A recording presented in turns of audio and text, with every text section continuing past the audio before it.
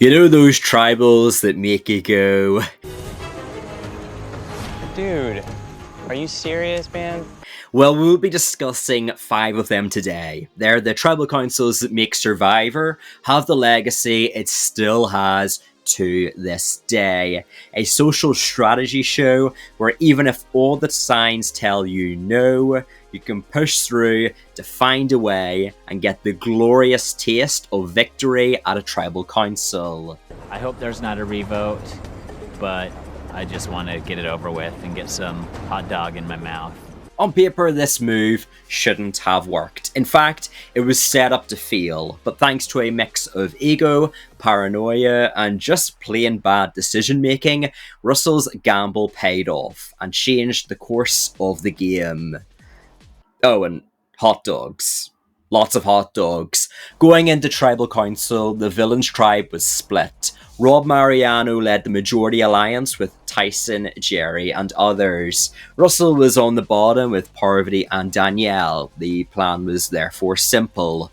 Flush the idol. Rob knew Russell would likely play his idol for himself, so instead of stacking all the votes on Russell, they split their 6 votes, half on Russell, half on Parvati. That way, even if Russell used the idol, Parvati would go home. Clean, safe, logical Survivor strategy. Russell, though, wasn't content with waiting around. He made a flashy move. At Tribal Council, he handed Parvati his hidden immunity idol. This was a bold statement, but also incredibly dangerous. If the majority had just stuck to the split vote plan, Russell's idol play would have been useless. Parvati would be safe, sure, but Russell himself would have gone home. Basically, this was Russell betting his entire game on the idea that the majority alliance would mess up their own plan, which on an all-star season was a massive risk. And here's where it gets wild. Tyson Apostol, who was supposed to vote for Russell to ensure the split worked, got paranoid. He thought, well, if Russell plays his idol on himself, Parvati goes home anyway, but what if I switch my vote to Parvati just to make sure? So Tyson flips his vote. Suddenly, the split is broken.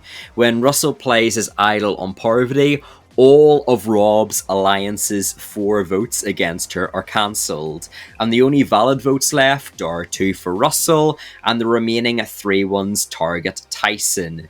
Tyson, who thought he was ensuring safety, literally voted himself out of the game. Let's be clear, it should not have worked. The majority had the numbers, the majority had the plan, and Russell's idol play was reckless at best. If Tyson doesn't flip, Parvati or Russell guarantee they go home. Instead, Tyson's paranoia and overconfidence cracked the majority structure, and Russell walked away looking like a mastermind. That single tribal council flipped the game. Rob's numbers crumbled. Tyson went home in shocking fashion, and Russell's reputation as a big move player skyrocketed. Fans still debate whether this was brilliant gameplay or just dumb luck. But one thing's for certain, Russell's idol play against Tyson is the perfect example of how Survivor is a game not just of strategy, but of exploiting human error. Sometimes you don't have to be perfect, you just have to be bold and hope someone else screws up worse than you do. I know she's about to destroy the game. If she's going to destroy the game, I want to have the preemptive strike. I want to destroy it. Sun Tzu, ancient Chinese general. Know your enemy and know yourself, and you can fight 100 battles without disaster. And also speaking Lama, in Survivor Cagayan at the merge, the game was perfectly balanced. It was 5 against 5, Apari versus Solani. Sarah Lacina was in the middle as a swing vote. She had ties to both sides, both swap and pre-swap, and everyone knew she was holding all the power. The plan seemed simple. Sarah leaned towards the Apari side, aligning with Cass, Spencer, Tasha, Morgan, and Jeremiah. That gave them a 6-5 majority. If everything went according to plan, Tony's side was going to lose a number. Case closed. But Tony, being Tony, wasn't about to go quietly. He pulled off one of his big theatrical moves at Tribal Council with Is it a bird? Is it a plane? Is it a rock and a shoe? No, it was a hidden immunity idol, one that he played for LJ. Then, in a moment of pure paranoia, LJ immediately played his own idol on Tony. The problem, the Apari Alliance hadn't even targeted Tony or LJ. Their votes were on Jeffra, so instead of the idols saving the day, they were completely wasted. The play accomplished nothing, and if Apari stuck together, Jeffra was gone in a clean 6-5 vote. Enter Cass McQuillan, mean, green, and a chaos machine. Cass was frustrated with Sarah. She didn't like how Sarah was flaunting her position as the swing vote, acting like she held all the power. At that moment, with some sweet talking from Trish, Cass decided she didn't want to be Sarah's number anymore. She wanted to flip.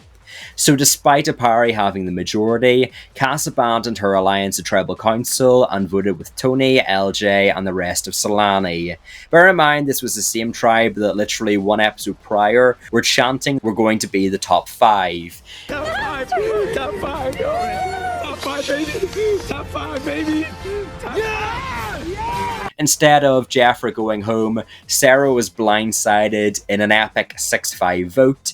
Tony's alliance went from outnumbered to in control, but let's be real, this plan was not airtight strategy. The IdolPlays were flat out wrong. Both Tony and LJ wasted their protection on each other.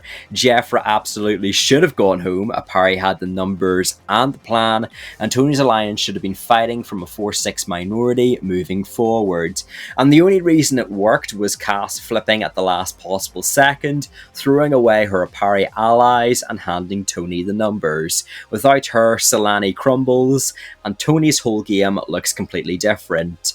All in all, this is a perfect reminder that in Survivor, advantages only get you so far. Sometimes it's about personalities clashing, tempers flaring, and one person deciding that rather burn bridges than follow the obvious path trodden by others. And in this case, Tony's chaotic idol play, which should have sunk his game, ended up being remembered as part of his larger legendary tale. So, tonight is gonna be a hashtag Brochacho blindside. In Survivor David vs Goliath, the Davids were the underdogs. Down in numbers, down in power, and facing one of seemingly the toughest alliances in years, the Goliaths. By all logic, they should have been picked off one by one. But in one of the most iconic idol plays in Survivor history, the Davids rallied their advantages, executed a perfect plan, and blindsided the Goliath figurehead John Hennigan. And here's the crazy part. This plan should not have worked, yet against all odds, it did. Heading into that tribal council, the numbers were clear. 7 Goliaths, 5 Davids. The Davids had no room for error. One small piece of fortune reigned on the Davids, and that was that they still had enough numbers so the Goliaths couldn't split the votes, yet just had to be ironclad against an opposing idol play. With Davy's idol, the Davids had a chance, but it was only a 1 in 5 for the advantage to be played correctly. The Rock in the slingshot had only a 20% chance to slay a Goliath. That's great and all, but have you heard of something better? It's called IdolPlays. IdolPlays is the sponsor of this video with over a dozen puzzles that are Survivor inspired so that you can play Survivor from the comfort of your own home. You don't have to fly over to Fiji. You don't have to starve on an island. You can actually play the Survivor puzzles for yourself, and there's over a dozen on the store, including the fire puzzle, Will It Go Round, and many, many more.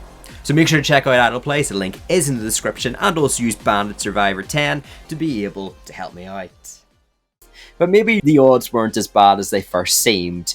For, you see, before Tribal, a cross alliance of 3 Davids and 3 Goliaths emerged called the Strike Force, wherein Goliath member Alec informed Nick that his fellow ally Christian would be the target, and with that, everything fell into place. First, the David tribe member Davy used his hidden immunity idol to save Christian, who the Goliaths were targeting. Then came the real master stroke. The Davids pulled off the first successful minority vote split in Survivor history. Instead of lumping all 5 loaves of bread, 5 votes on one person, they divided their power by instead putting 3 votes on John and then 2 fish. 2 votes on Angelina. This was key because on the other side, Goliath Dan played his idol to protect Angelina. That meant the 2 votes on her were cancelled, but the 3 votes on John were still alive, and with all the Goliath votes cancelled, suddenly the minority had the majority where it counted most. The Goliaths had underestimated the Davids. They didn't fire 1 rock at a Goliath. They fired 2 rocks at 2 of them. When the dust settled, the votes were red. John Hennigan, one of the biggest physical players and social threats on the Goliath tribe, was blindsided in a shocking 7-3-2 vote. The Davids, outnumbered 7-5, somehow flipped the script completely. Despite being a perfect idol play on paper, this move should have failed. The Davids were outnumbered 5 versus 7, and that rarely ends well. If Davy hadn't played his idol perfectly on Christian, the plan collapses instantly. If the minority doesn't split their votes correctly, Dan's idol negates everything, and even if one David member gets weary or gets spooked, the plan falls apart. But everything lined up. The Davids trusted each other, they trusted the math, and they outsmarted the Goliaths at their own game. This tribal council has gone down as one of the greatest in Survivor history, and it wasn't just a flashy idol play, it was the first time a minority alliance successfully used a split vote to counter an opposing idol. It proved that being down in numbers doesn't mean being out of the game. An idol play and coordinated vote split toppled the Goliath's figurehead and left everyone, especially Dan, in absolute shock. Seems like I have no say in our alliance. I'm not part of the discussion. In Survivor Code Wrong, the majority's plan to take out Scot Pollard was a massive gamble that realistically shouldn't have worked. Scott, Jason and Ty held the ultimate safety net, the super idol. If 2 regular idols were combined after the votes, they could create a mega idol that negated all votes against them. On top of that, Julia was a potential swing vote that could have turned the game back in Scott's favour by the final 7. By all accounts, Scott should have been untouchable, but thanks to Aubrey's masterful social play and Ty's refusal to save Scott, the majority pulled off a shocking blindside, and Survivor history was made. At this stage of the game, Scott, Jason and Ty were sitting on the most dangerous weapon Survivor had ever seen. The ability to combine their idols into a super idol after the votes were read. You see, a hidden immunity idol can block all votes cast against a person, but is inherently a risk because your opportunity to play it is after the votes are cast but before they were revealed publicly. Although this season made it that if you combine 2 base idols, it created a super idol which could cancel all votes after they were read. Essentially, it took any risk out of the idol play and meant if you wanted to secure your numbers, you just needed to cash it in. For reference, the super idol had been used in 3 prior seasons. 2 of the 3 holding on to said super idol ended up winning their seasons, with their winning games being tied in part due to the advantage. The other was Terry, who reached the finale and was 1 challenge away from winning Exile Island. So on paper it should have been checkmate. Scott was safe, the majority alliance would have been the one scrambling, and if the minority of 3 simply played their super idol, they take out whoever they want from the majority of 5 at the finals 8 tribal council, then flip Julia at the following vote. But Aubrey Bracco wasn't ready to accept that. She recognised the real crack in the armour. Ty. Ty had been growing uncomfortable with Scott and Jason's aggressive, bullying style of gameplay. They pressured him to stick with the trio, but Aubrey appealed to Ty's sense of independence and morality. She made him feel valued, made him feel like he didn't have to stick with Scott and Jason to move forward. And in Survivor, emotions are just as powerful as strategy. Aubrey gave Ty the reassurance he needed to step out from under Scott's shadow. A tribal council, the majority made their move. They cast their votes against Scott, but here's the thing, if Ty had followed through with the plan and combined his idols, Scott would have been completely safe. Instead, the votes came down 4-2-2 with Scott on the wrong side, and when the moment came to save him, Ty held onto a super idol. He refused to hand it over. In that instant, Scot went home blindsided, and the infamous super idol ended up never being used. And let's be clear, this plan was never supposed to succeed. Scot, Jason, and Ty had an unbeatable weapon in the super idol, with Julia potentially flipping, the majority should have been fractured, and all Ty had to do was stick to the plan, and Scot would have been safe. But Aubrey's social finesse flipped the game on its head. Instead of the basketballer dunking on others, it was Aubrey who secured the buzzer beater. Nat, tell him that if he were to give you the necklace, that would redeem him, and we would vote for Amanda. In Survivor history, there are blindsides, and then there's Erik Reichenbach. In Survivor Micronesia, Erik was an unstoppable challenge beast at the endgame, holding the one thing that guaranteed his safety, the individual immunity necklace, and by all logic, he should have been untouchable. But somehow, against all odds, the Majority Alliance, the infamous Black Widow Brigade, convinced him to give up his necklace, and in doing so they pulled off one of the most shocking and iconic blindsides in the history of the game. Here's why the plan never should have worked. But it did. As the season neared its end, Erik had emerged as a physical powerhouse. He had won multiple challenges, and at the final 5, he once again secured individual immunity. That necklace was his golden ticket. No matter what the women in the Majority Alliance, Cirie, Natalie, Parvati, and Amanda wanted to do, Erik couldn't be voted out. All he had to do was keep wearing the necklace. Easy. Done. On paper, the Black Widow Brigade had no move. Erik was locked in, finally a man that remembered his arachnid repellent on his trip to Micronesia. But here's where Survivor turns into psychological warfare.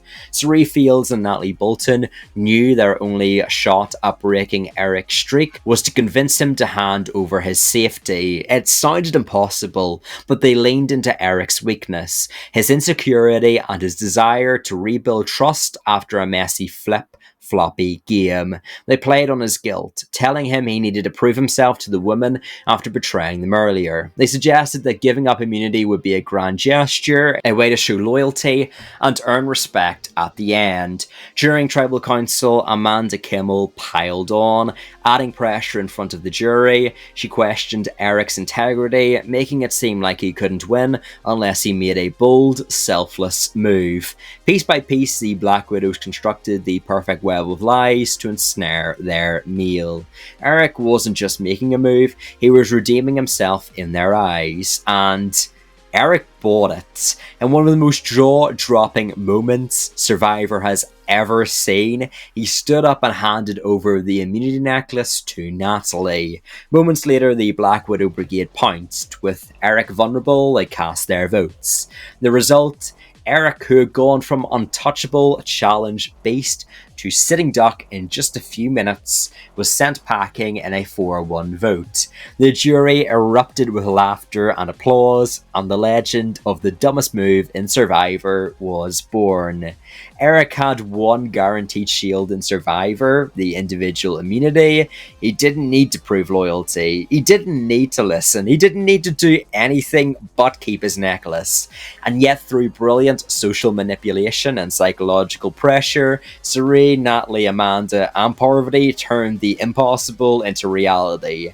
Erik should have cruised safely into the final 4. Instead, he became the victim of one of the most legendary blindsides in Survivor history, against the odds. Subscribe if you enjoyed. Oh, peace!